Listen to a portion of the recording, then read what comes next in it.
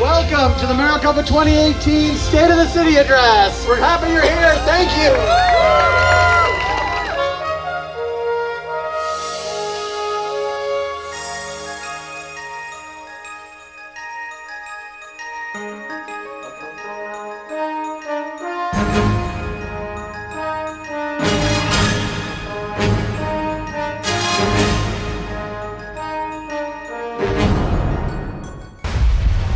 Roads, where we're going, we don't need roads.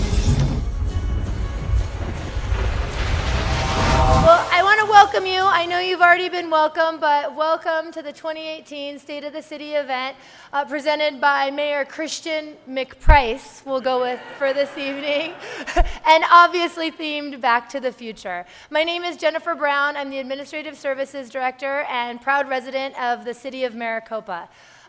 We are thrilled to see all of you here tonight. We have put together what we think is a spectacular presentation, and we have had, this is the biggest crowd we've had. We had 410 people RSVP for this event, so thank you for your support.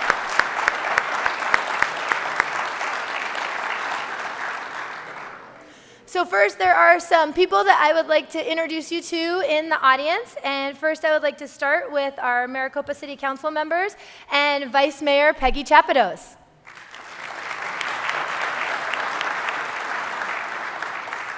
Councilmember Marvin Brown, who is also celebrating a birthday tonight. Happy birthday. Councilmember Vincent Manfredi in the back.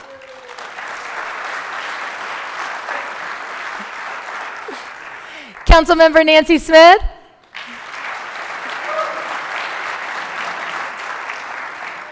Councilmember Henry Wade.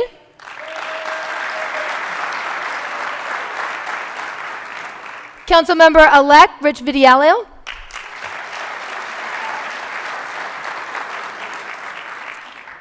Our new city manager, Rick Horst, also known as Doc.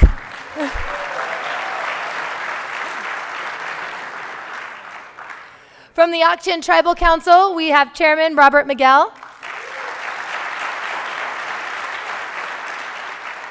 And Councilmember Ann Antone. State Representative Vince Leach. Pinell County Supervisor and former Mayor Anthony Smith.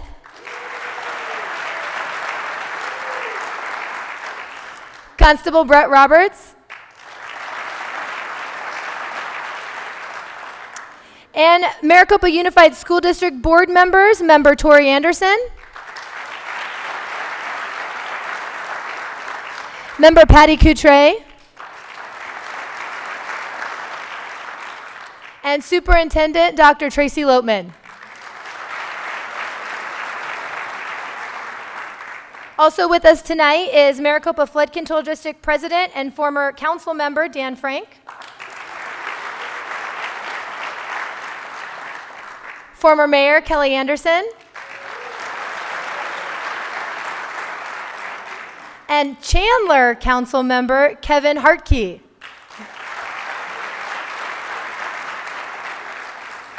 Also tonight, we have several members of our boards, committees, and commissions who are critical for the work we do. So if you serve on one of those, please stand up and be recognized.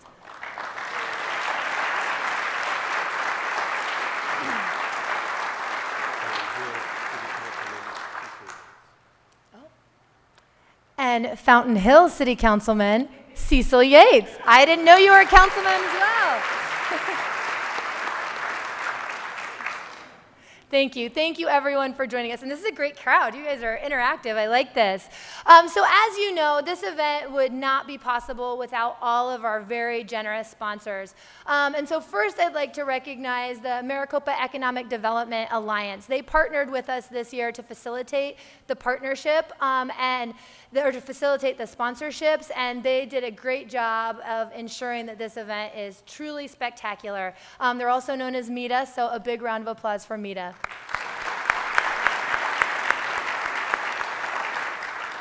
And now I'd like to recognize our gold level sponsors, Maricopa Ace Hardware, Desert Tiger Martial Arts, Global Water Resources, our silver level sponsors, Banner Health, Dignity Health, El Dorado Holdings, Southwest Gas, and Ultrastar Multitainment Center.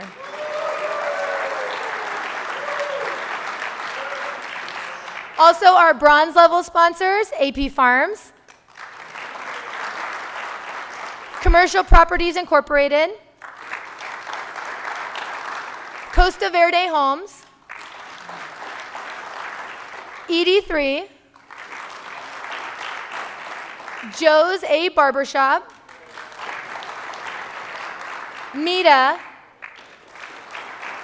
Orbital Communications, and Revelation Real Estate. Thank you to all of our sponsors. All right, so one more announcement before I give you the mayor. So if you guys could all indulge me for a moment, pull out your cell phones. Turn it over to the camera, and I'm going to ask you to take a picture of this screen. This means a prize for you, potentially. So take a picture. Remember this web address. So this year we have something extra special planned. Want to make sure you're listening extra close to the mayor's presentation. He's written in several quotes from the Back to the Future movies. So listen and see how many quotes you recognize. Keep a tally. And then after the presentation, but before midnight tonight, so you got to do it tonight. We want to make sure it's people who are here. Go to this web address, surveymonkey.com/r/COPA, SOTC, State of the City, and you'll put in your name, email address, phone number, and how many Back to the Future quotes you think you heard this evening. So good luck on that. And now, what you've all been waiting for, please help me welcome Mayor Christian Price.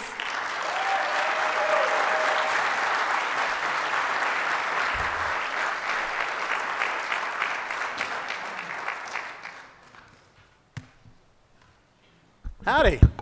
How are you? We having fun yet? Yeah. Good. Can't come to a boring old speech, right? You know, gotta liven this up. You know, I thought a suit was bad, but this thing, I'm gonna sweat to death up here, so I apologize.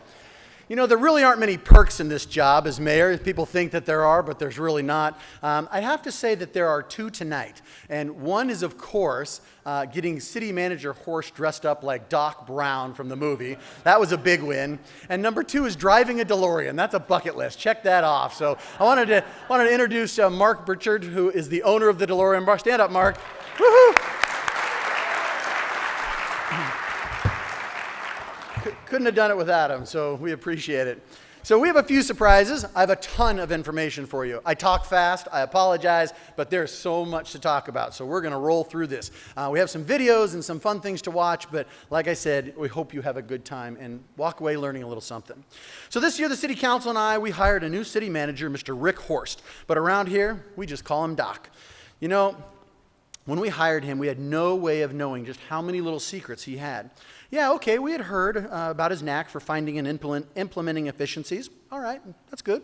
We were aware of the extensive economic development that he had helped to create in other cities. Big deal, not a big deal, right? Okay. But what we had no idea about is that we had no clue that he had actual experience with time travel. It's true. And I'm going to prove it to you tonight, okay? So you thought the theme was over, but it's not. I'm standing here in this, so there's a reason for it. Okay, with the city celebrating its 15-year anniversary since its incorporation, I just figured it was the perfect time to take a look back at where we've come from and do a little peering into the future, see a little bit more about where we're going. You see, over the last month, Rick and I have been working feverishly to figure out a way to involve all of you in here to see how you can understand the time travels that we've recently been on. So sit back, relax, enjoy the ride, and here's a little intro for you. Hey Maricopa, I'm here with our new city manager, Rick Horst, affectionately known as Doc Horst, and he has some serious connections. I don't know if you know this or not. And in fact, today, he's got us a fully loaded DeLorean with a flux capacitor. Let's go check it out, see what he's up to. Hey Doc, what are you up to? Great Scott, Mayor! My flux capacitor is fluxing away. If you really want to show the people how far we've come and how far we can go, time travel is the only way. That's heavy, but okay, let's do it. Let's do it. Let's go.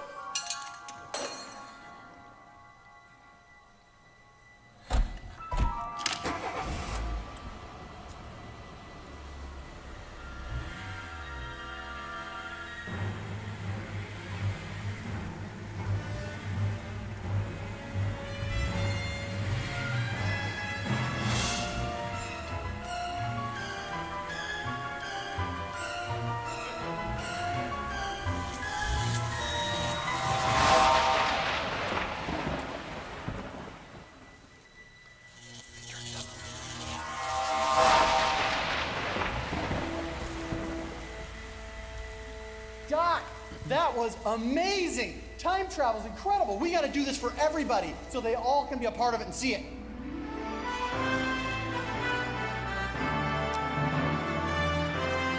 It's true. I told you we were going to prove it to you, right?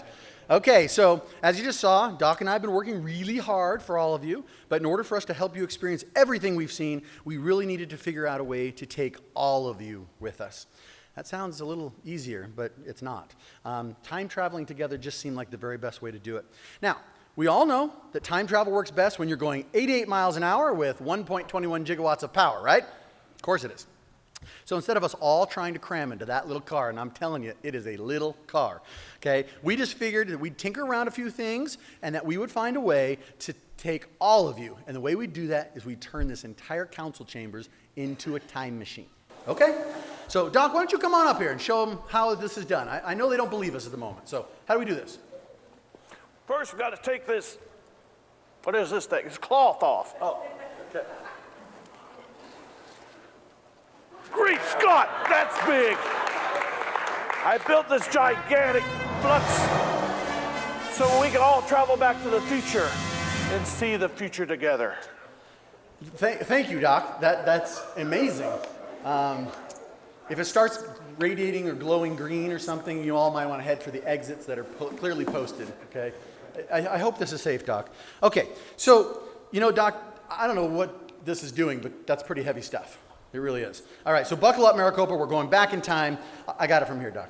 Okay, wait a second. Time out. Before we go any further, before we do any time traveling, I'd just like to clarify a few things. You see, when I was putting all this together, thought I was being clever and sticking to the Back to the Future theme. You know, I mean, by using one of the most recognizable lines that any of us have ever heard out of this movie before. I think it was this line right here.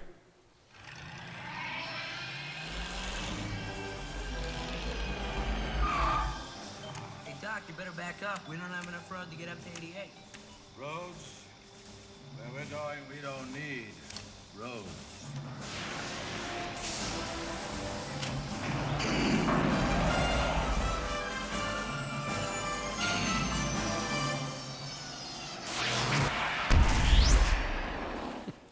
Okay, so as we promoted tonight's event, I heard a few rumblings from the public. I heard things like this. How do we not need roads? I also heard we have roads that need to be fixed. I heard we don't have enough roads. Okay, that's true. All of those are true.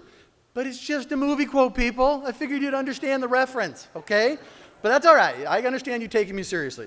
It is also possible that I may have been slightly naive enough to think that I was going to be the first one to ever use that line in a major speech of some sort, okay? Well, I have to tell you, I was rebuffed. And I was because I learned that President Ronald Reagan himself, actually, also referenced in the movie, by the way, used this line in his 1986 State of the Union address. He used it. So he beat me to it. I'm 32 years late to the party. And the way I see it, if he can do it, so can I. All right? So that's what we're going to do. Also, we're going to talk about roads tonight, because I know roads are important here. So the road that comes to everybody's mind, if you're a resident of Maricopa, is what? Say it with me now. The 347. See? You'd think you were all here in practice with me earlier, okay? So long before the first subdivision was ever built here in the city of Maricopa, the envisionment of what this road would mean to our overall success was obvious. In fact, developers could foresee that the future success of Maricopa was intrinsically tied to the ability to make 347 work properly. So they began the seemingly impossible process of working to change that future. You see, I believe that the very best way to predict the future is to simply create it. Now, Maricopa's future, well, it's still yet to be written, but our present-day Maricopa and the future we all want to see, well, that's all rooted in the past. So let me show you what I mean, and let's go back in time a bit. The year is 1989. This is where it all began. In a few lonesome plots of farmland that was as far as the eye could see. In fact, old Mr. Peabody owned all this, and he had this crazy idea of breeding pine trees. Who knew? I don't know why. But really, it was the concept, a belief, a simple hope that a great modern city could rise from the dusty landscape. No one else believed it could be done. And if this city was going to rise out of the dirt, then we were definitely going to need a better road than we had in 1989. Now, how exactly do you get the state of Arizona to invest millions of dollars into building, expanding, and improving a two-lane dirt roadway that has almost no traffic on it in 1989? Well, in the minds of our developers, it was about to have a lot of traffic on it, okay, as soon as all the homes started being built. And after all, the dream was that people would come flocking in droves to this area. Personally, I can hear our state leadership right now, when asked to help with it, saying, yeah, right, like that's ever going to happen, right? While rolling their eyes incredulously. After all, this was not going to be an easy task, and if it was going to happen at all, they were all going to have to pull out all the stops, and to even think about making it a reality, it was going to take a lot of work. So that's what they ultimately did. They knew it was going to take the most critical of partnerships, relationship building at its finest, loads of dedication. Despite the overwhelming odds of failure, not to mention all the naysayers out there, and there's a lot of them, they were going to have to work really, really hard to make this happen. It was going to take that Maricopa pioneering spirit, some of that good old-fashioned Maricopa grit we talked about last year. Even in our earliest years, a full 13 years after our official incorporation, before our official incorporation, through to 15 years after becoming a city today, Maricopa has always been about one thing: vision. The then Maricopa residents, land developers, Ak-Chin and Gila River Indian communities, our state legislature and our governor all worked hand in hand to create a plan to fund and pay for this badly needed lifeline to the area. It's important to note that the residents of this area, unincorporated Maricopa, paid for this through what was then called a special transportation district. Like any hot-button topic dealing with funding, voter turnout was pretty remarkable. 58% voter turnout. That's amazing today. However, their efforts paid off, and the road funding measure passed by a tiny margin. Only 21 votes. The very existence of today's 2018 Maricopa was literally born and decided back in 1989 by 21 votes. This event widened the existing two-lane dirt road to today's SR 347. It created a more modern four-lane highway, more like a chip seal initially, but paved and fenced in, which is also important because if you recall when you drive up and down the 347, you see some wild horses that like to cross the road, right? So it's important that it was fenced. This was a two-lane road that was once what once was called Old Maricopa Road, but now we call it the 347. This new modern road could now handle the expected increase in traffic and an increased traffic load it brought. If you build it, they will come. Oh, wait a second. That's a line from another movie. Sorry about that. We'll save that for next year, okay? All right, don't worry about it. You can't write that one down. Okay, you see, Maricopa began to build and grow exponentially, year after year, and more people wanted to come to this little hidden gem in the desert. Over the past 15 years, as this has occurred, we understood the need to alleviate the upcoming challenges the 347 would once again face. So the city of Maricopa and Pinal County worked together to create a new transportation plan that was voted on by the public last November called Propositions 416 and 417. And one of the few ways that we have available to us today to control our own destiny, especially in today's political climate with limited resources, this half-penny assessment that applies to goods purchased in the county will help provide the needed funding essential to building the required infrastructure that we need to survive today and into the future. So once again, in 2017, 28 years after the first major road improvement, the people of Pinal County and the city of Maricopa courageously and emphatically stated through their slim but majority vote that yes, we want and we downright need a solution to this dangerous road and the gridlock that it often extends to our families.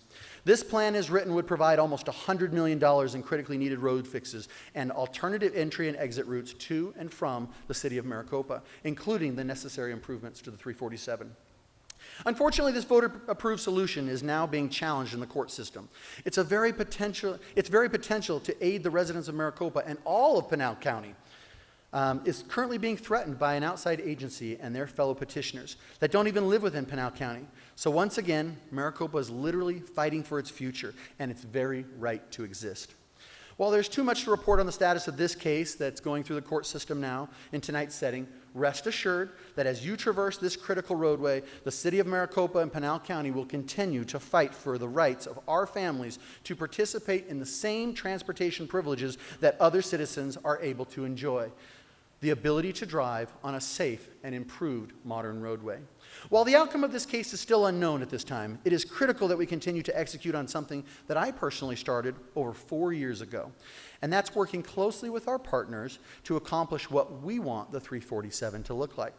We understood then and we understand now that the process would be fraught with difficulties and that it might take a really long time. That's the way this works. Especially with varying differences of opinion from our stakeholders, completion funding challenges, engineering and drainage issues, and many, many more. But bringing to fruition the fixes that the 347 requires can and must be done.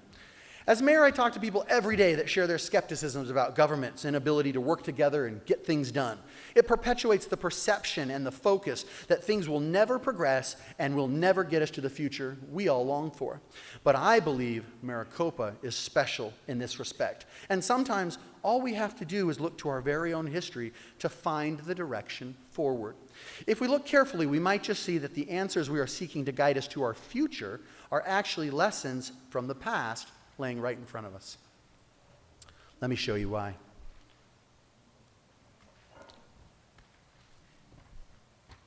I want you to look closely at this picture. This is the signing ceremony on June 29, 1988 of House Bill 2106. This bill created the special road district that would allow voters to approve the selling of bonds to finance the construction of SR 347. I'd like to point out here that the represented stakeholders in this picture had to overcome their extensive political differences in order to create something greater than themselves and potentially get this project that we all rely on today over the finish line. We have people like Governor Rose Mofford, Representative Jim Hartigan from Casa Grande, Representative Henry Evans from Tolleson, Pinal County Supervisor Dean Weatherly, Monty Ortman from Eldorado Holdings, Mike Ingram of Eldorado Holdings and President of the Maricopa Road Association, Governor Thomas White of the Gila River Indian Community, and Leona Kakar, Chairwoman of the Ak-Chin Indian Community. This is just to name a few. While the precise method of getting funding needed then is often a political hot potato today, the outcomes and processes of building vital coalitions of stakeholders, advancing relationships, finding creative funding solutions, and ultimately getting to construction remain exactly the same today. With the presence of the same desire, drive, and belief in our future, and with the help of partnerships like these diplomats represented here, I declare to you today that when it comes to the fixing of the 347, with Maricopa leading the charge, we have done it before and we will do it again.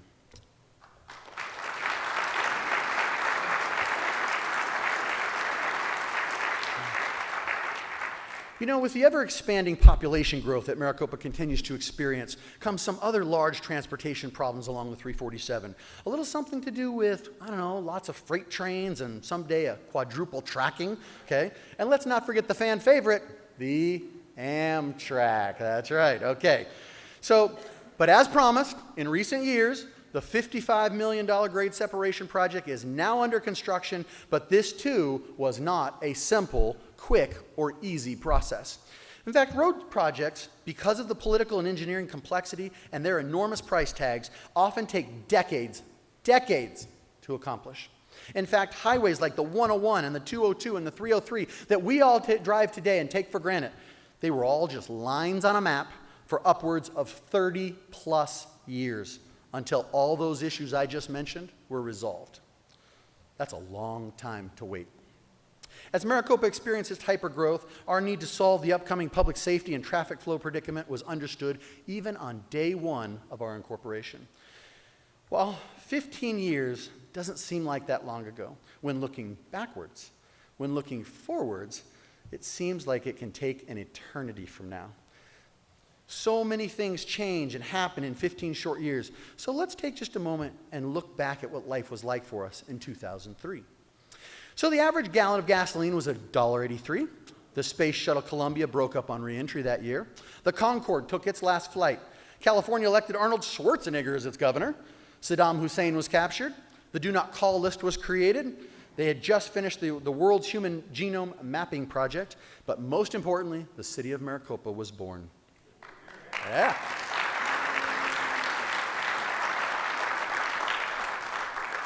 So, Doc, could you come on up here for a minute? Help us get going. Are you all ready to do a little time traveling with me here? Absolutely. That's why we built this thing, right? Okay. So you want to see how it all started? Doc? Well, if my calculations are correct, when I throw this switch, amazing stuff is going to happen. You ready? I'd be worried.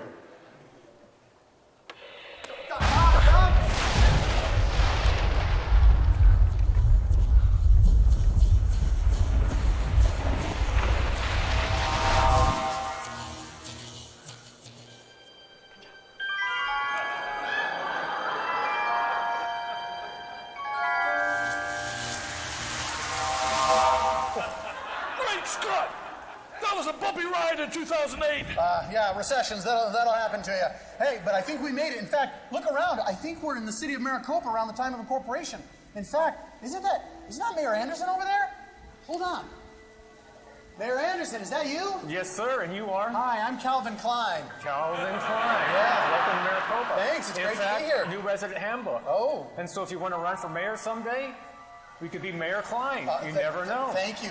I'll keep that in mind. I Yeah, appreciate please it. do Well, that. hey, congratulations on incorporation. Place is amazing, but there's a ton of work left to do. You know, there's a lot of work getting the city started.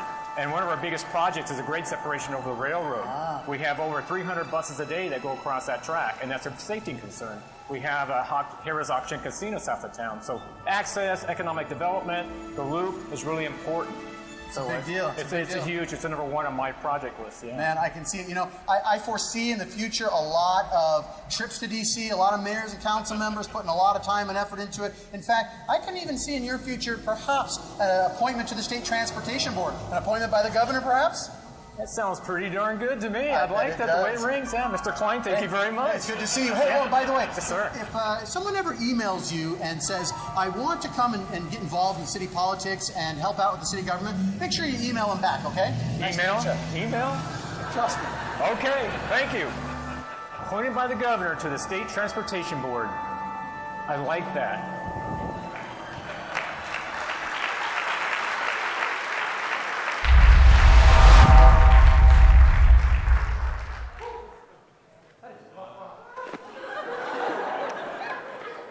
Thanks, Doc, I think. Oh, my goodness. That just gets weirder and weirder every time. All right. As you all know, Mayor Kelly Anderson went on to be appointed to the Arizona State Transportation Board as our district's representative and eventually became the board's chairman. You know, without Kelly's service on that board, this project may never have happened. But it also took years of groundwork to make this project a reality, with countless trips to Washington, D.C. by members of the City Council to meet and speak with our elected representatives, meetings with the Federal Highway Administration, Federal Rail, 7 different attempts at applying for federal Tiger grants, extensive meetings with ADOT, and working with numerous transportation agencies locally. These are just some of the essential lead-ups that are required to achieve the funding and eventual construction of a major highway project that soon, looking backwards, we will not know how we ever lived without it. You know, I understand that each of us has our conceptions on what the opening of this overpass will eventually look like, okay? So let me see if I can add a little clarity here. First, This project will actually open in stages, okay? As I explain this, I would ask that you be patient with the timeline I'm about to give you. And the reason for that is knowing that problems in construction can happen for any reason and are always subject to change, but should all things go according to plan, this is what you can expect in the coming months. In November of 2018, paving of Plainview Road should begin shortly and open to traffic by as early as next month. By early December 2018, that's this year, they hope to complete the pier caps and erect the bridge girders. Though the pier caps are the lateral beams that you see being formulated right now, and the girders are the ones that expand over the railroad tracks. By the spring of 2019, they hope to open the actual bridge to 347 traffic. Yep.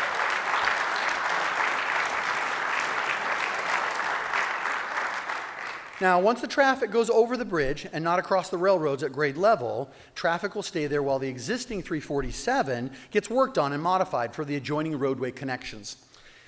Then we hope for substantial completion of the full project by November of 2019. Now again, anything can happen, but we hope that if it stays on that course, there is relief in sight.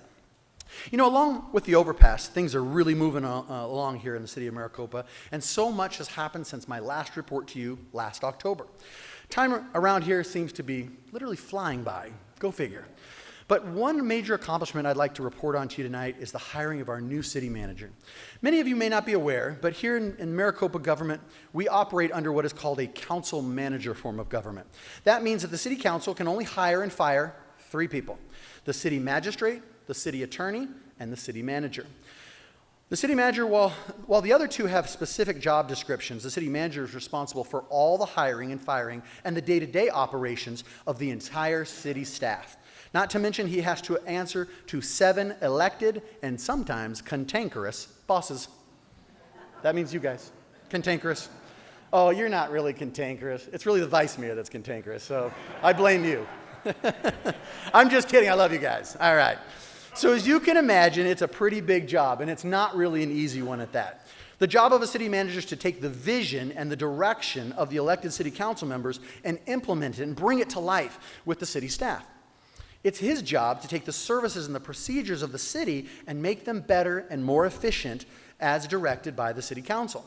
He is also to help find ways to cut through bureaucratic processes and red tape in government in order to serve the people whom we all represent better. Hiring a position of that caliber is no easy task, and in fact, it requires an exorbitant amount of time from your council and lots of meetings in order to find just the right person. We spent countless hours earlier this year interviewing stakeholders, business owners, and the general public to find out what you all wanted in your next city manager. We then opened the search nationwide in hopes of finding that the perfect person who would help Maricopa with the needs it has now, as well as the needs it will have in the future. I believe that Rick is a great addition to our team. Heck, I got him dressed up like this, and he volunteered to do it, right? Yeah. That's a win. I mean, what was he going to do? Tell me no? Come on. He could have. All right, Rick is a great addition to our team. He understands partnerships, economic development, performance metrics, accountability, flexibility, and what customer service is all about.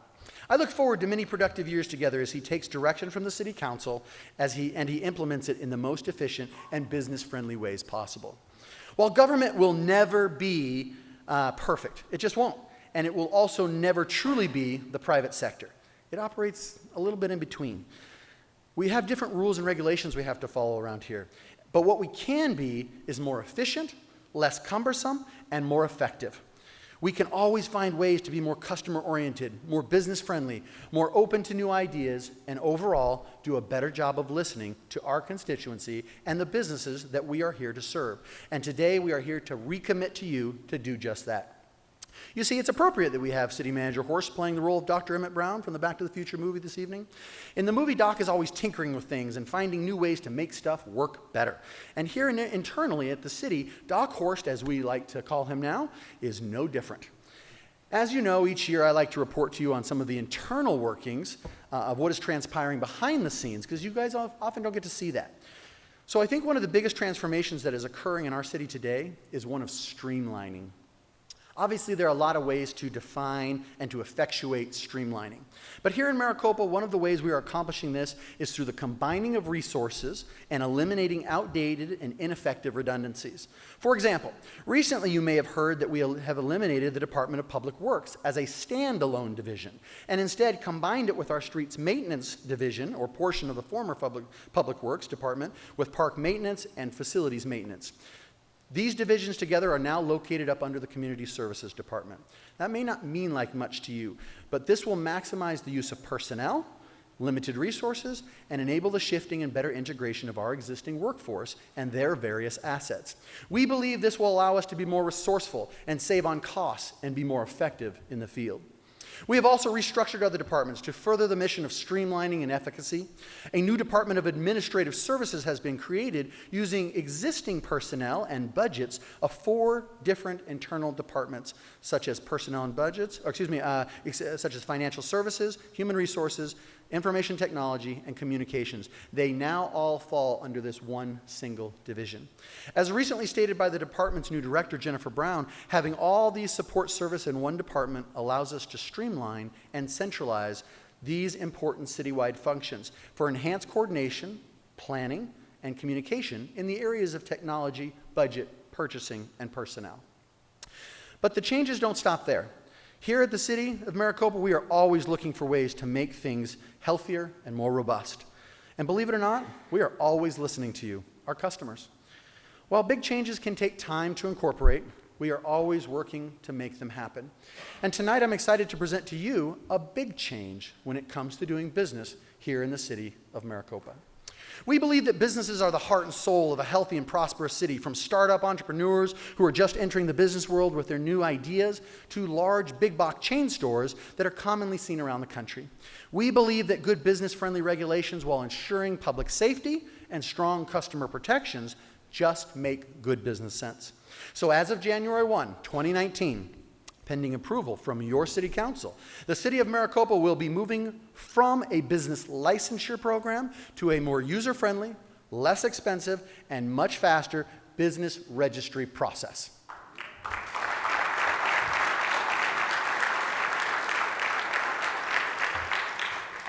Now you know it must be good. Just look at the grin on that guy's face, right? I mean, he's having a good time.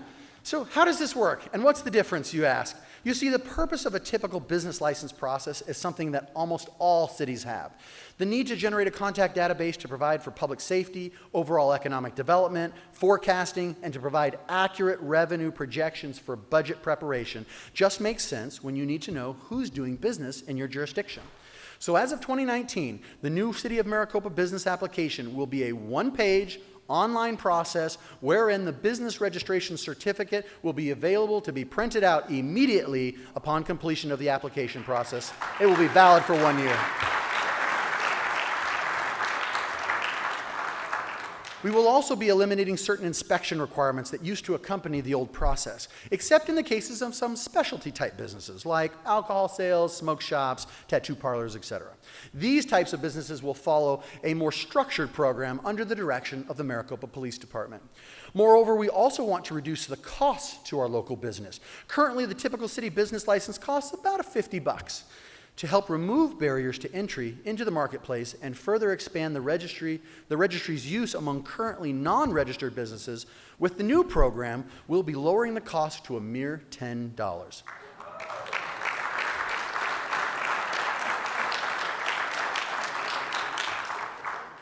Veteran-owned businesses and nonprofit organizations, while required to fill out an application, will be exempted from paying the fee.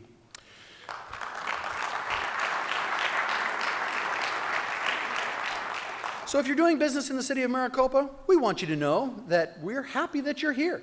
And we also want to have you registered. But we also want to make sure that your registration process is as smooth and simple as possible so that you can get back to doing what you do best, your business. Speaking of getting down to business, so much has happened since the last time I addressed you. And if you weren't watching closely, here are a few things you may have missed. In January of this year, we challenged the entire city to a voluntary weight loss contest. Over 500 people signed up to participate in this new program. And in doing so, we enlisted the help and participation from our fitness sector businesses that we had before and after weigh-ins, supportive Facebook pages with friendly and helpful advice from trainers and nutritionists to help participants achieve a healthier lifestyle. The results were truly inspiring. More than 250 people completed the entire 30-day challenge, losing over 1,440 pounds in just 1 month.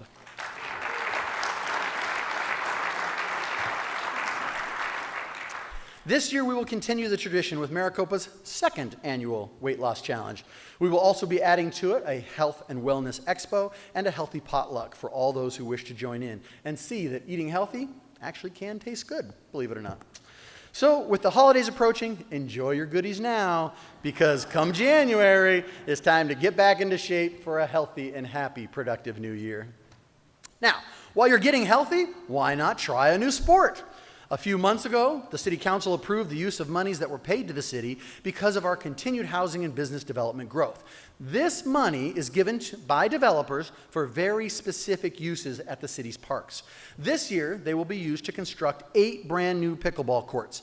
Now, if you've never played pickleball before, you're missing out, because it's truly a game for all ages, from our youth to our seniors. As we've moved towards approval of these new courts, we worked closely with the pickleball community to find out what would make our courts the very best. 6 of our new courts will be standard, regulation size courts with all the bells and whistles that will make playing the game a little more comfortable. But our other 2 courts, they will be uniquely championship sized. All of our courts will be nestled on existing real estate at Copper Sky. If you're not involved with this sport, this may not seem like a very big deal to you, but our championship courts will be the only ones that exist today in the entire state of Arizona.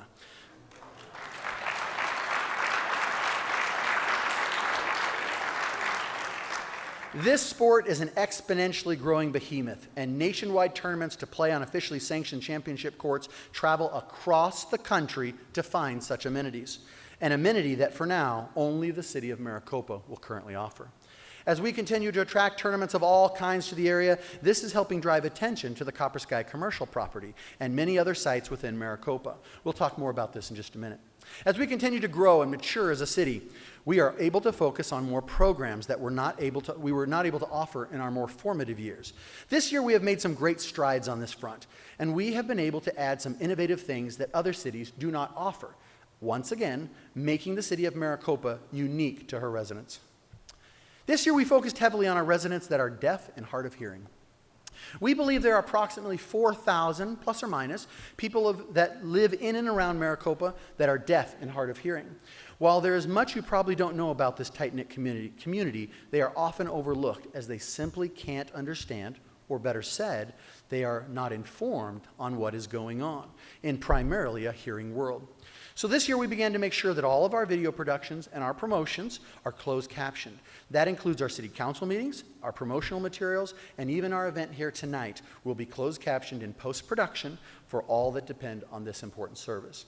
But we didn't stop there. Thanks to the efforts of local hard of hearing resident Mr. Fred Greenspan, we were able to get a grant for Maricopa's very first video phone. That's the picture you see here behind me. With only 5 existing locations with this technology inside the Maricopa County region, this is the very first official video phone for the deaf in all of Pinal County, and the only other one that exists in the entire state.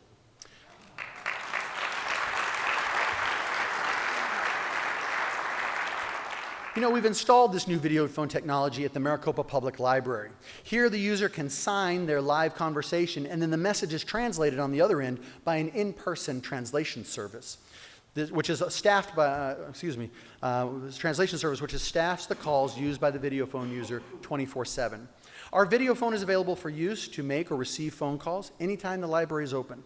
We know we have a long way to go in providing services to other disenfranchised segments of our population, but we also want you to know that we are actively working to change that one step at a time. Of course, you already know what a great job our public safety personnel do within the city of Maricopa, but they do so much more than what you typically see by just looking at a patrol sergeant or a responding firefighter. When it comes to Maricopa Police Department, they have been exceptionally busy accomplishing things you probably didn't even know about. Did you know that this year they reduced Part 1 crimes like homicide, aggravated assault, theft by 8%, and Part 2 crimes like drug offenses, DUIs, and weapons violations by 10%? In short, due to their actions, there were over 308 fewer victims of crime in the city this year, And we continue to remain one of the 5 safest cities in Arizona. And this continues.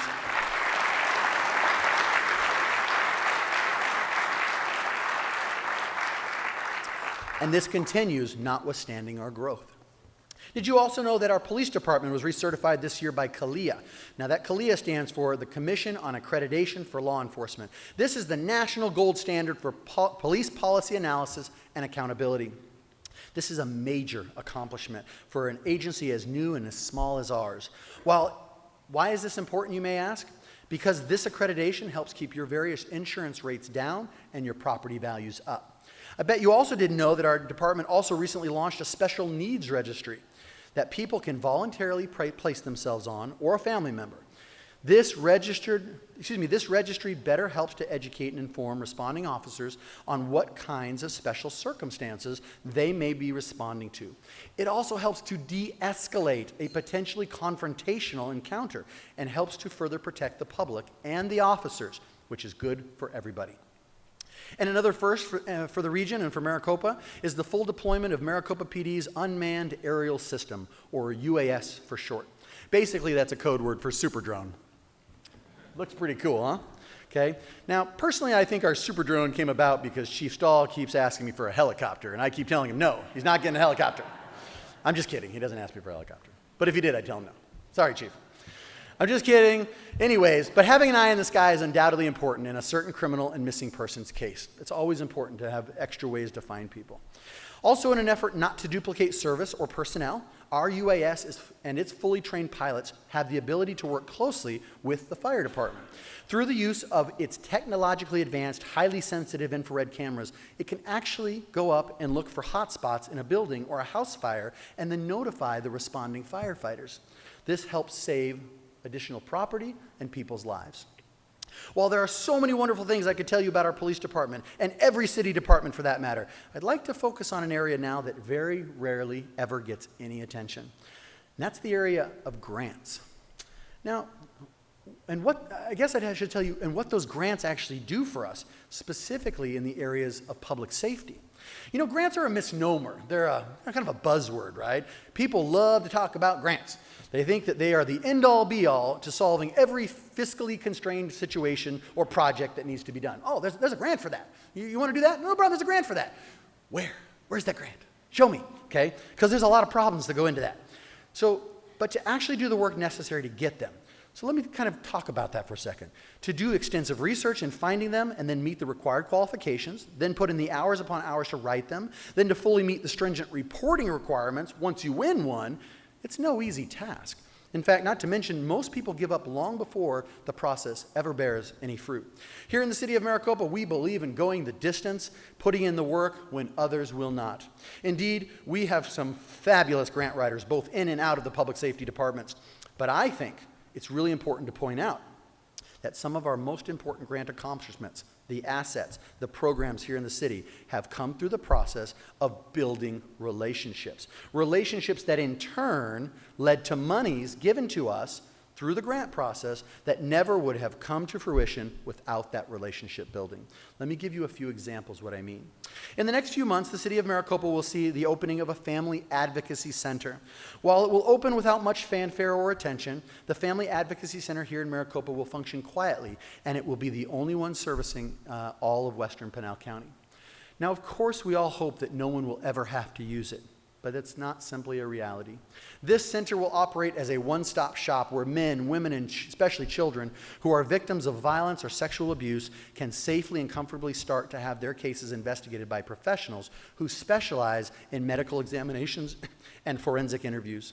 By having this here, we will be helping to minimize any re-victimization due to time or distance or multiplicity of interviews at various locations throughout the region.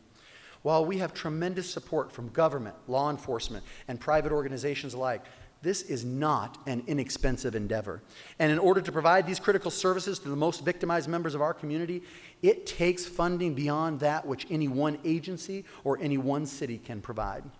Due to the extremely hard work of our Chief Stahl and his staff and all of our partners, they have provided the grant dollars necessary to fully fund our Family Advocacy Center for the first initial 3 years of its operations.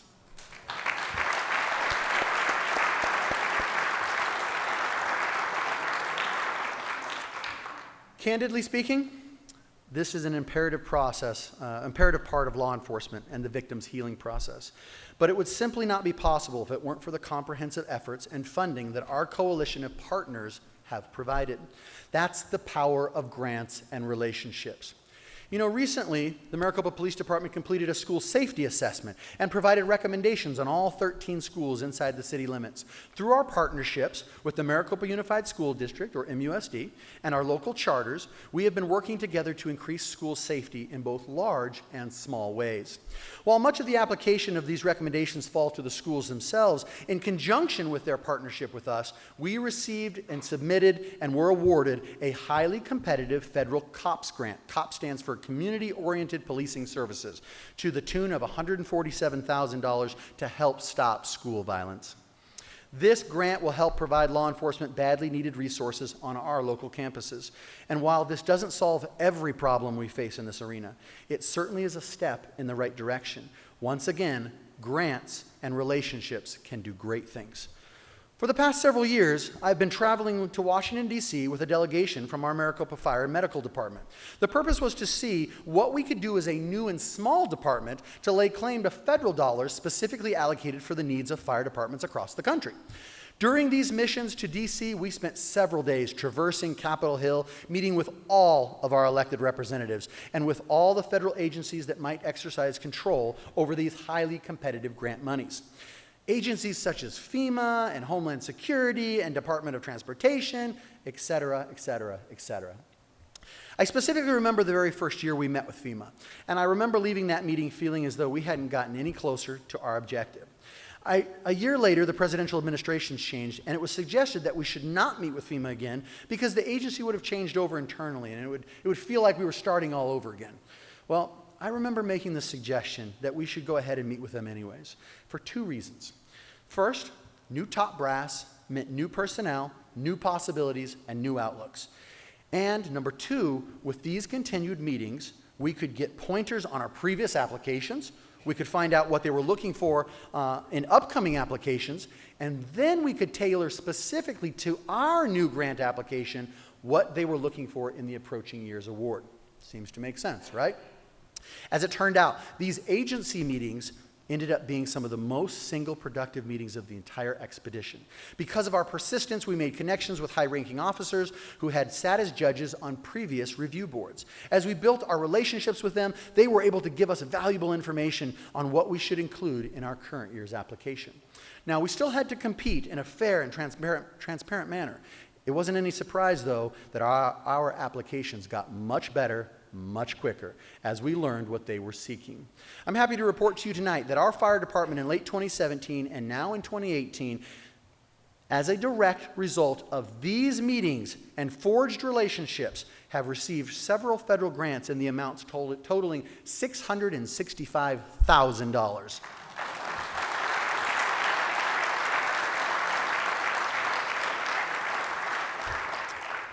These will directly assist with needed fire personnel and equipment. In other words, folks, relationships and grants matter. As a city, there are so many winning grants I could tell you about, but I just don't have all the time this evening. But make no mistake, these grants allow your city departments to do more programming and provide more services to you than we could ever do with our normal budgetary constraints. But it takes a lot of work. Lots of time, lots of persistence, and never, ever giving up. Even when we don't win the first, the second, or even the third time, you have to keep at it. You know, I'm often asked, why do we, myself and our council members or our city staff, why do we travel to D.C.? Or why do we travel around the state attending meetings and spending the time and the money it takes to do this when there are no guarantees of return or success? The answer is simple.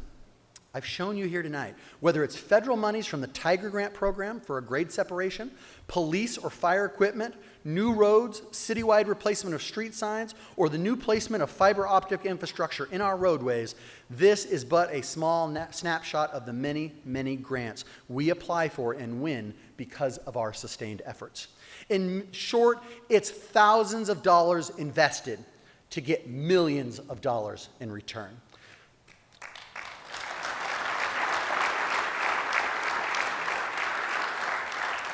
You know, professionally, as a financial advisor, I can officially say to you tonight, That's a pretty spectacular ROI, or return on your investment. You know, as Maricopa continues to grow, so does its reputation and sway. While it will take generations for our name and population alone to wield influence like some of the other larger cities in the state, in our short 15 years of existence, we have accomplished what very few other cities and towns have done in such a short period of time. We have risen to positions of statewide influence in a variety of prominent organizations that assist us in accomplishing the desires of our citizens in an assortment of different arenas. The most recent of these is the honor and privilege that the city of Maricopa now holds as the president of the Arizona League of Cities and Towns. Thank you.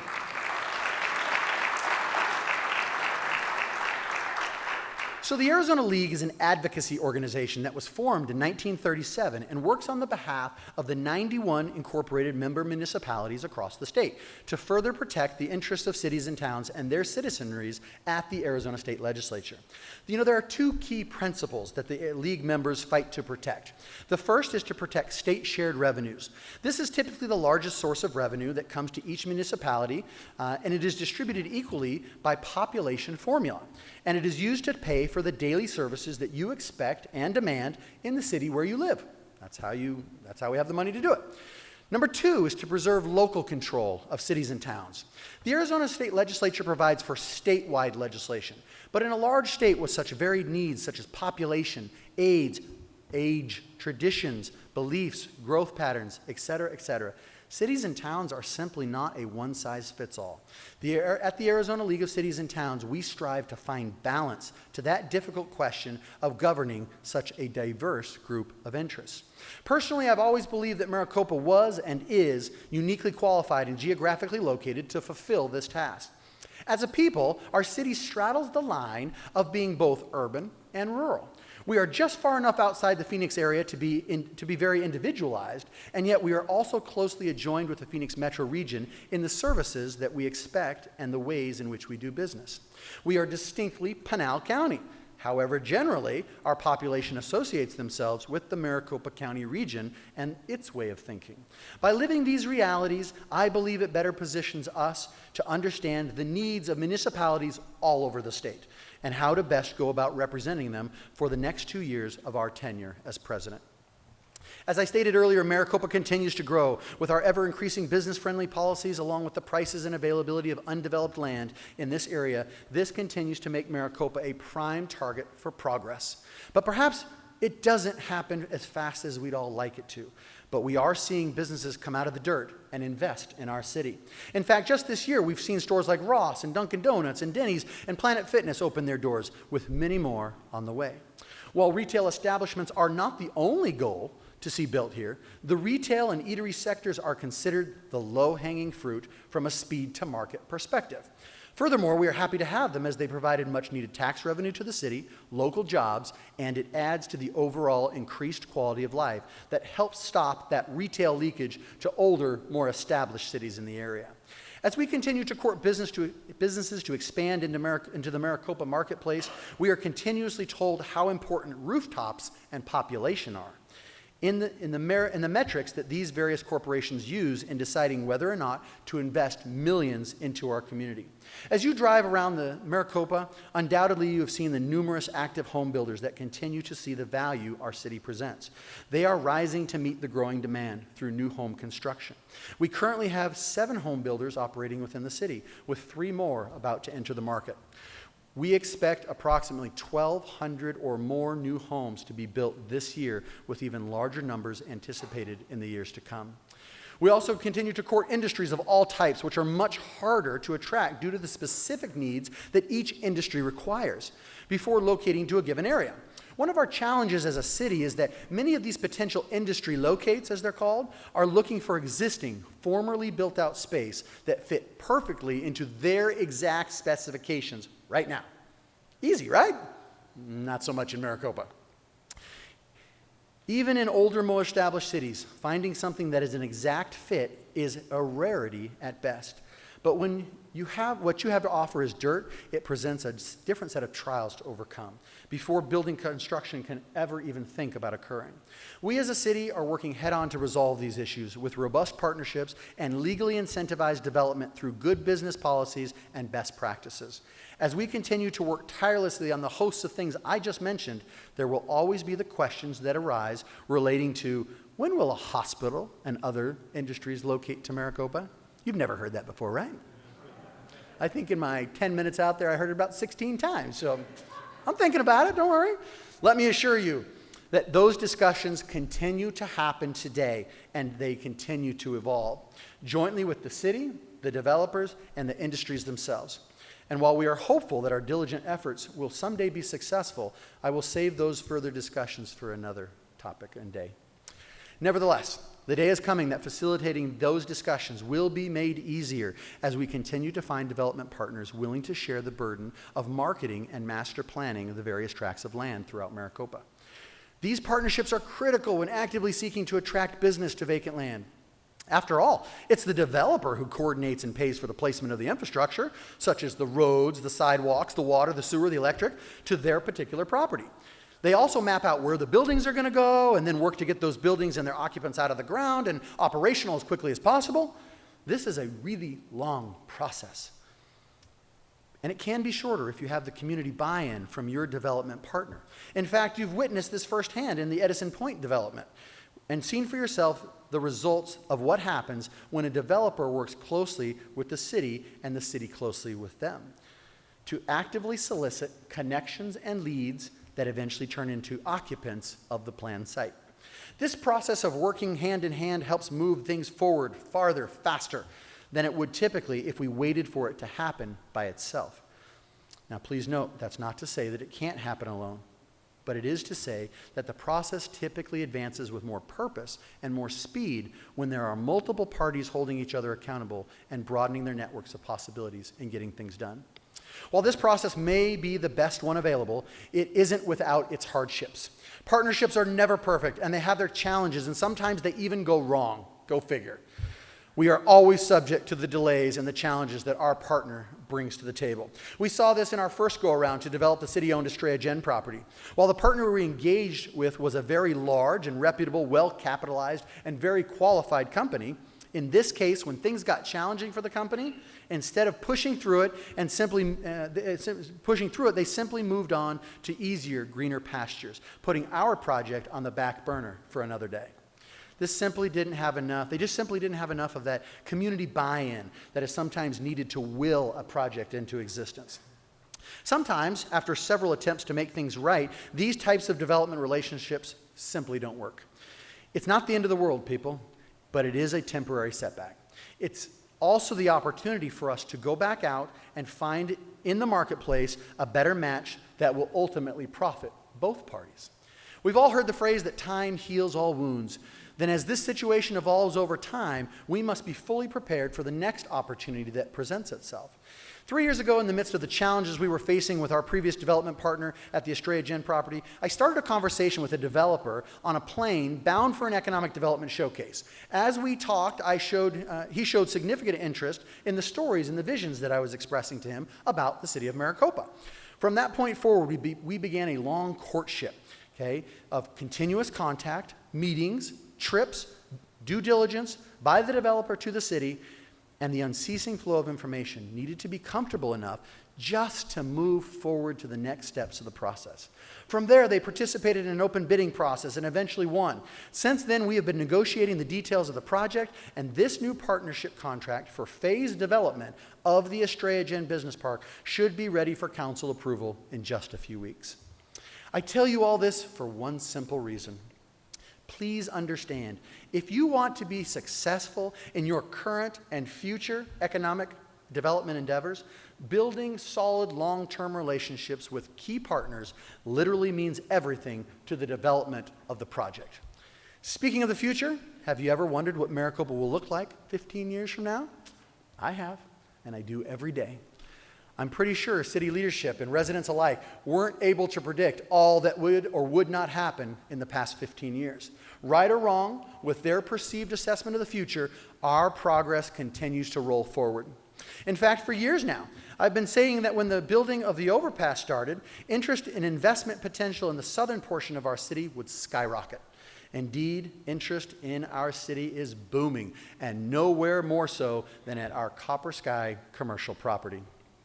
As you know, Copper Sky Commercial has 18 acres, perfectly situated with 347 frontages, and sits adjacent to our beautiful multi-generational facility and sports complex.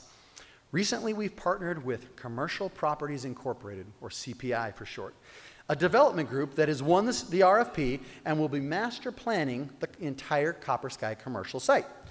Their far-reaching network of connections in the real estate world with retailers, builders, financiers, etc., in Arizona and across the country is extensive. Combine this with the city's rigorous economic development efforts and policy backing and ownership in the land, all provide for a partnership prepared for great success. You know, I've often thought about what exactly that might look like. Maybe we should do a little more time traveling together. What do you think? Uh-oh, we might have to time travel through this storm that I hear coming. That's okay by me. All right, so Cecil, right there. Would you come on up here for a second? So Cecil here, he's our partner from CPI. He's gonna be helping us. Thank you, good job. Thanks for being here. Now, Cecil, what do you say you and I jump forward by 15 years I'm excited to do so. You ready to try Let's this? go take a Okay. look. All right, okay. Are you all ready? You ready to go? All right, we're gonna see what the site looks like 15 years from now. I know you don't believe me, but it's gonna happen, okay? Hey, Doc, can I borrow the car in the council chambers? Oh, perfect, thanks. Cecil, do the honors. All right, everybody ready? Yeah. 3, 2, 1.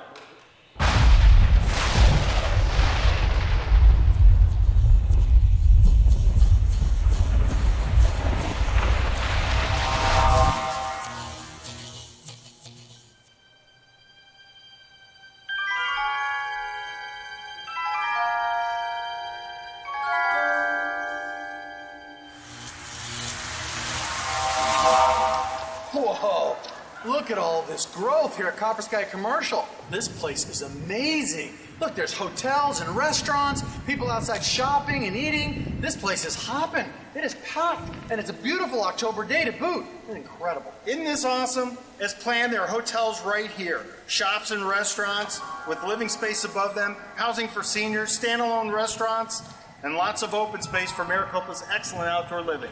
Man, I cannot believe how much is going on here at Copper Sky Commercial. It seems as though there's something for everybody. People of all ages are here, enjoying the restaurants. In fact, I think I see a sign over there that talks about one of the many tournaments that we have going on here. Maricopa, I can't wait for you too to start enjoying this.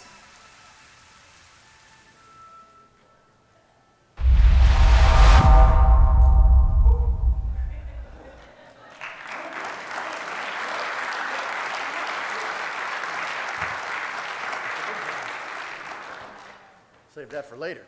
Here's your keys, Dad. Thanks. Car worked perfectly. Perfectly. All right, so, I would have liked to have actually shown you what the real version of what Cecil and I were looking at. But, we have a little problem with our special effects budget. It's really small. In fact, doesn't exist. So sorry about that. You'll have to use your imagination. All right, so let's take a minute or two and talk about what Maricopa's future might actually look like. Or what do we want it to become? Several years ago, I talked about Maricopa being a blank slate, and we could make it into anything that we could imagine. I still believe that. In fact, when I think about our future, I often stop to recognize that some of the beginnings actually started in the past. It also makes me think that sometimes ideas and blazing new trails can come full circle. Here's what I mean. It's crazy, so much has changed in our lifetime, especially technology's changed a lot. I was thinking everything comes full circle though. I was thinking about communication, we started, as a civilization, we started with hieroglyphics, right? And then we got the alphabet, thanks to Doug. And so we had hieroglyphics, then we got the alphabet, right? Then we got the telegraph, and then we got the telephone, and then we got the cell phone. And then we started texting, and then we started abbreviating our text, and then we started using emojis, and we're back to talking with pictures. He's right, isn't he? You know he's right. I love that guy. Okay, so full circle. Full circle. What does that mean to come full circle? Well, 8 years ago, former Mayor Smith, now Supervisor Smith, mentioned in his State of the City address that a hotel proprietor had entered City Hall with the intention of starting the process to eventually move to full build-out. However, a corporation's decision to finance, purchase land, get the right hotel partner on board, and then start working through the city's processes can be a lengthy timeline. As we came to find out later, this hotelier was not well capitalized. He was actually inexperienced in the industry, and he also encountered numerous hurdles from the outside forces like tightening financing and worsening economic conditions. As the recession hit its full stride, the dream of Maricopa's first hotel in the modern era passed into lore. So here we are, a full 8 years later. You know, I love this quote. While many hoteliers over the years have inquired about building here, none have been willing to commit to anything.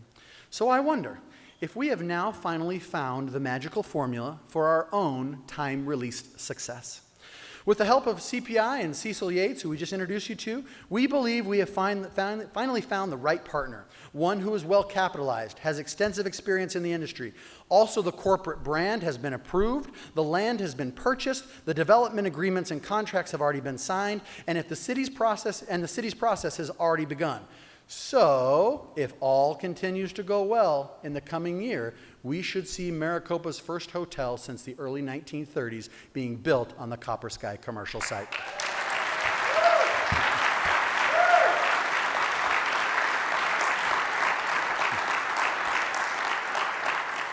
Now, in our excitement, I will, however, offer you this word of caution. There's always a caveat, right?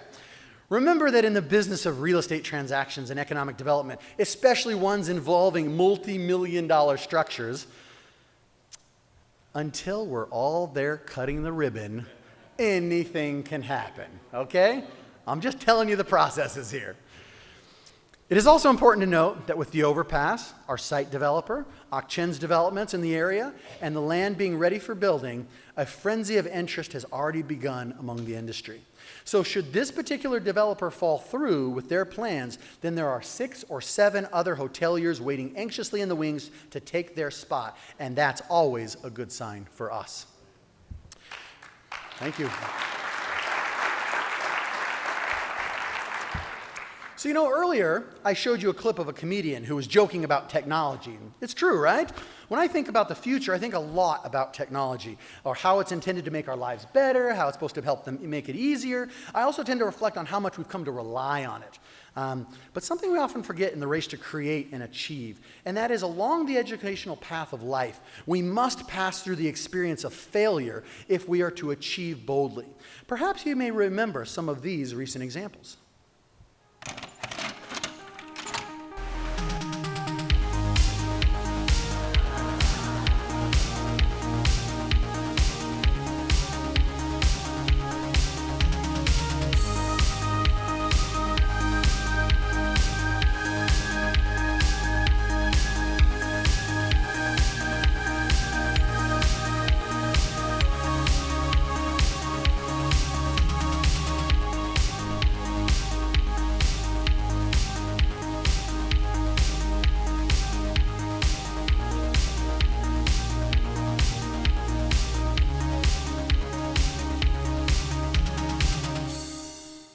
Some years ago, we witnessed the invention of technologies that were revolutionary to us then, but today have become somewhat commonplace and even outdated, just like we saw in the video. In this era of invention, we watch Beta lose out to VHS and Blu-ray 1 over HD DVD. All of these companies use their knowledge, their skills, their technological advances and business acumen to invent and produce something of value. While one stumbled and lost the race, the other found the courage to persevere through the difficult days and ultimately went on to find great success. These businesses literally changed the way the world relied upon their industry and their technology. All of these technologies contributed to the industry's growth and overall to the world's technological advancement. We prospered as a society because of their desires to push the envelope and do what never had been done before. You know, as the Roman poet Virgil stated so eloquently, fortune favors the bold. If true, then our city must carry forward a new mantra, a new rallying cry. Bold must be our present if we are to arrive at our future. To bravely seek out success despite the ever-present possibilities of failure, we must press onward if we are to obtain and to triumph in our lofty ambitions. Friends, our future is now. It's already upon us. And if for some reason you think it's not, then let me share just a little bit about what's happening in the world around you today. You know, this past month, I read an article in the Wall Street Journal where they were talking about food that is about to find its way into your home in a way that you never before thought possible. Imagine with me now, printed meals to order. Literally, a machine similar to a printer is being mass-produced right now that instead of ink uses ingredients that you add into the machine, and it prints out or creates the food you want to eat. Think chicken nuggets for the kids. I probably ought to get one of these machines because my kids eat lots of chicken nuggets. Okay, so I know you're thinking you're crazy, right? All right. Shrimp that look and feel real, like the ones you had out there, but actually they're made of algae. That's what we had out there for you, algae shrimp. I'm just kidding, they weren't. Okay, but next time they will be. And they'll be made in that little machine so you can watch it. Edible coverings that wrap the fruit like apples, peaches, strawberries, and they keep it fresh for weeks, thus reducing pricing and spoilage rates and increasing prolonged nutrition. These are just some of the technological innovations that are about to revolutionize the food industry forever and change the way we eat.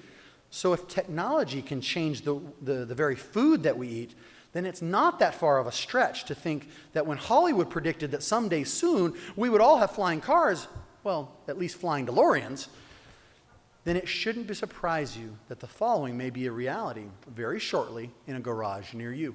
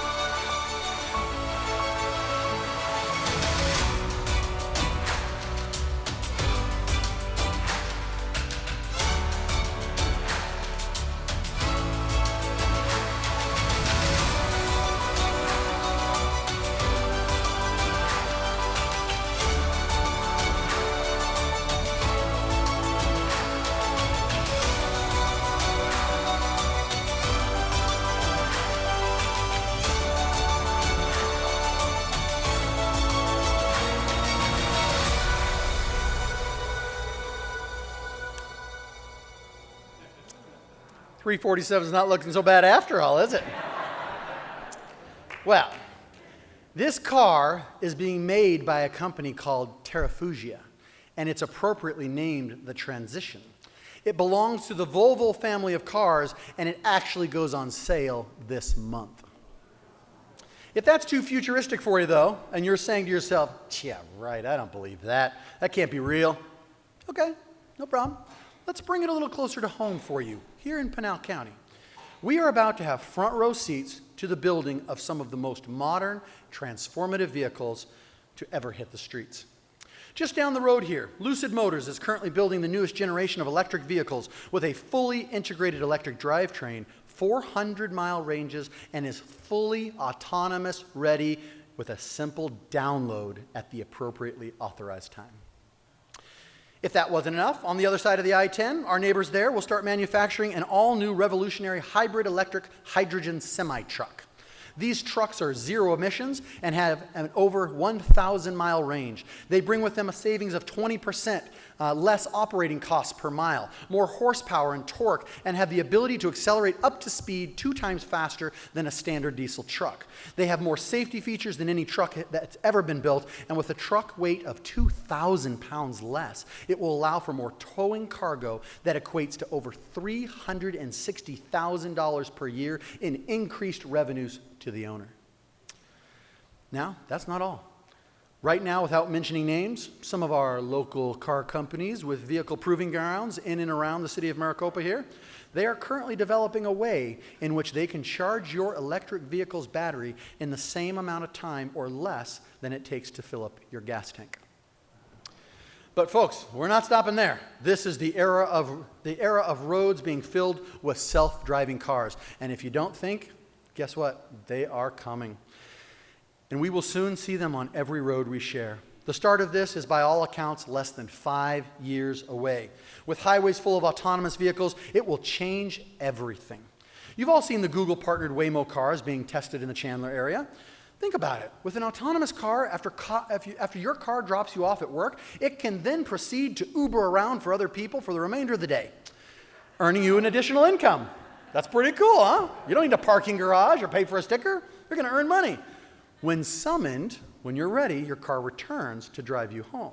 How much more productive will you be?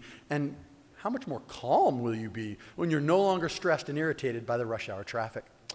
Did you know that currently 94% of all road accidents are caused by human error and or distraction? How much more efficient will our roadways be when you can fit hundreds more cars per square inch on every road while reducing accidents and deaths by hundreds of thousands each year?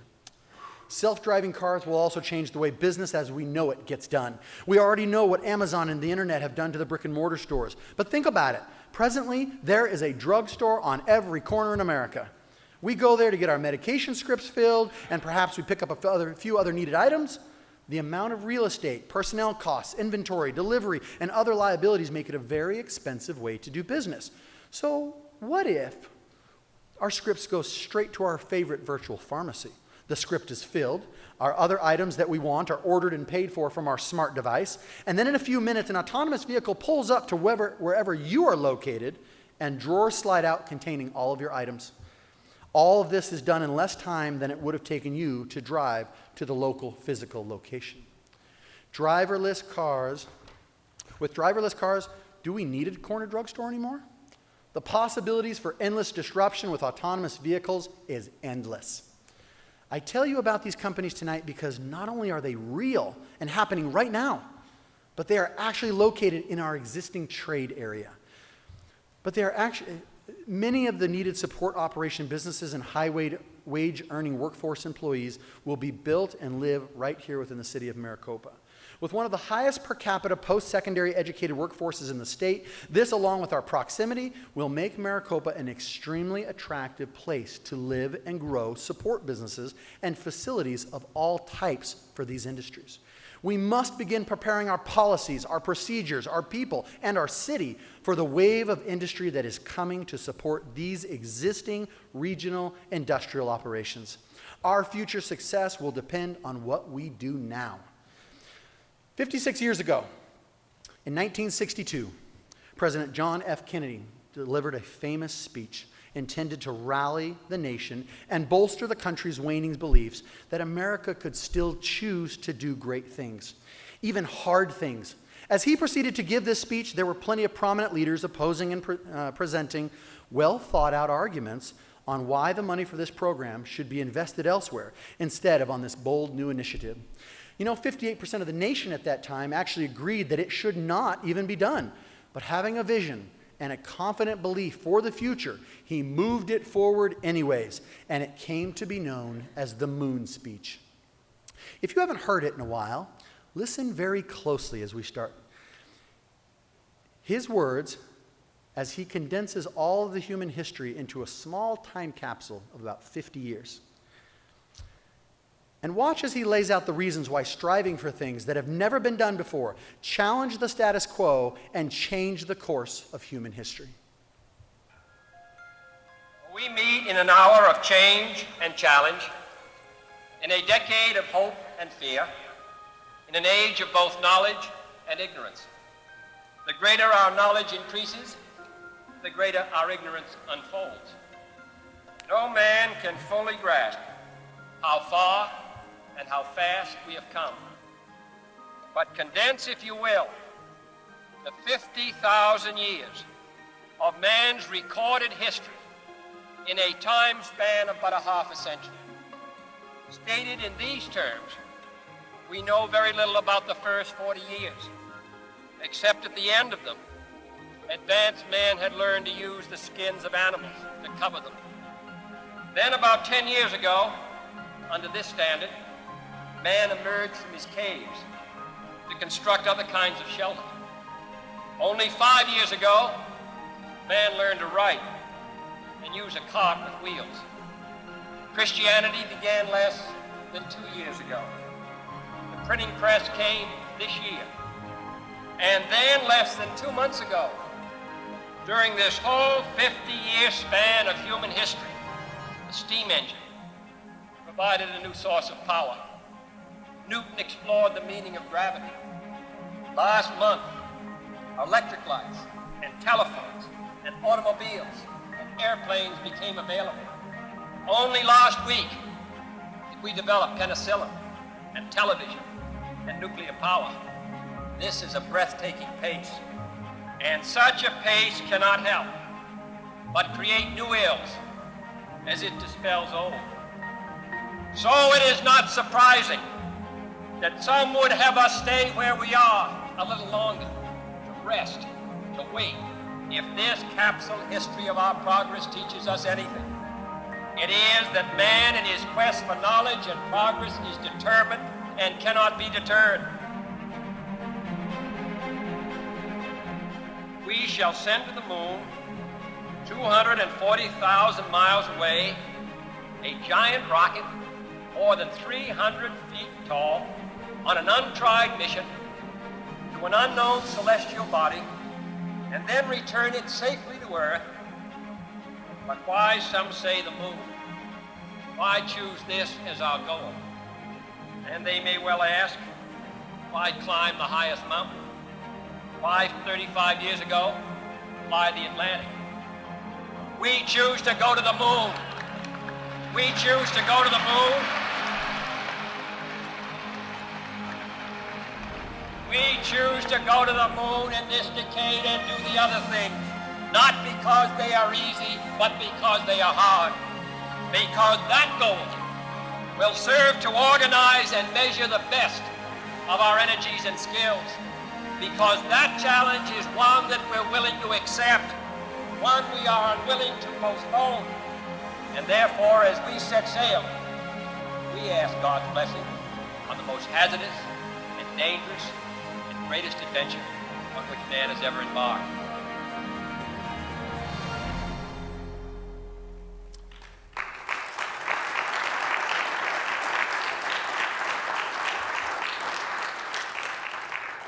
Can words spoken from an era long gone by encourage a modern city of today to have lofty and ambitious aims, technology, entrepreneurialism, creativity, disruption, and boldness at the present time are accelerating mankind's accomplishments at a dizzying pace. And although I will never be as eloquent as President Kennedy, I dare say to each of you within the sound of my voice tonight that the city of Maricopa has a role to play in the timeline of history. Let today's resolve be our modern moon speech, and let us raise the standard of fearlessness and take our place among the stars of our state's history and its future. You know, to Doc Brown's credit, he really did say it best when he said, "Our future hasn't been written yet. No one's has. Your future is what you make of it, so let's make it a good one." As you go and make your way home this evening, we have a little memento for each of you. And while it's no Apple product, I hope it reminds you that we each share the same amount of time in a day, and I am optimistic that we will all learn to make the most of it. As always, it's been a pleasure having you here tonight. So let me close with the immortal words of Biff Tannen. So why don't you all make like a tree and get out of here? Thank you for being here. Good night. Roads? Where we're going, we don't need roads.